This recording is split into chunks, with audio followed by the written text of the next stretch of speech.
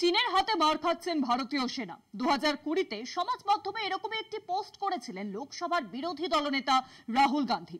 এ নিয়ে সোমবার সুপ্রিম কোর্টের তোপের মুখে পড়লেন রাহুল। কোর্ট বলেছে, ভারতীয় নাগরিক হিসেবে সমাজ মাধ্যমে এরকম মন্তব্য করাটা রাহুলের উচিত হয়নি।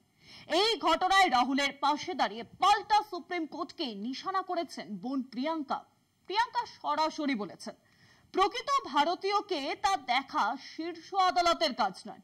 সেনা প্রসঙ্গে রাহুলের মন্তব্যের ভুল ব্যাখ্যা হচ্ছে বলেও শীর্ষ আদালতের সমালোচনায় মুখ খুলেছেন কংগ্রেসের সাংসদ প্রিয়াঙ্কা গান্ধী বাদ্রা।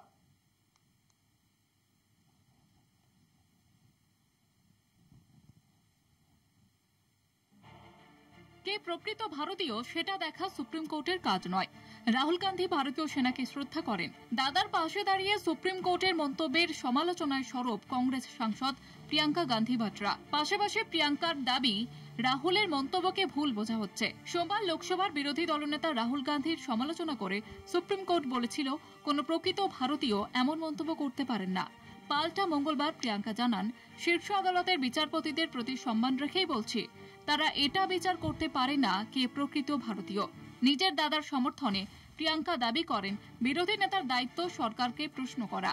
सच्चा भारतीय है, कौन सच्चा भारतीय नहीं है, ये तो मुझे लगता है कि मतलब न्यायपालिका के प्रति पूरे आदर के साथ कह रही हूँ कि ये तो उनके दायरे में नहीं होता डिसीजन। ये कोई जस्टिस तो नहीं तय करेंगे। लीडर ऑफ ऑपोजिशन होते हैं, जो नेता प्रतिपक्ष हैं, उनका जो कर्तव्य है वो ये है कि सरकार से सवाल पूछना। तो वो अपना कर्तव्य निभाते हैं। जब सरकार से सवाल पूछते हैं, उनको पसंद नहीं है, वो जवाब नहीं देना चाहते, इसलिए ये सब चीजें वो कराते हैं। কি বলেছিলেন বিরোধী দলনেতা রাহুল গান্ধী? 2020 সালের গালওয়ান সংঘাতের পর রাহুল দাবি করেন, চীন ভারতে 2000 বর্গ কিলোমিটার এলাকা দখল করে রেখেছে।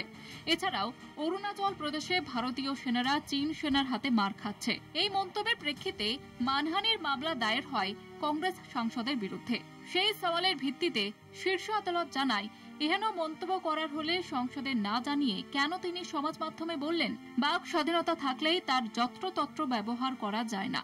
এরপরেই বিচারপতি দীপঙ্কর দত্ত ও অগাস্টিন জর্জ মাসি রাহুলকে তীব্র ভর্ৎসনা করে বলেন, আপনি কি ওখানে ছিলেন? আপনার কাছে কোনো প্রমাণ রয়েছে? প্রমাণ ছাড়াই এহেন মন্তব্য কেন করেছেন? কলকাতা টিভি।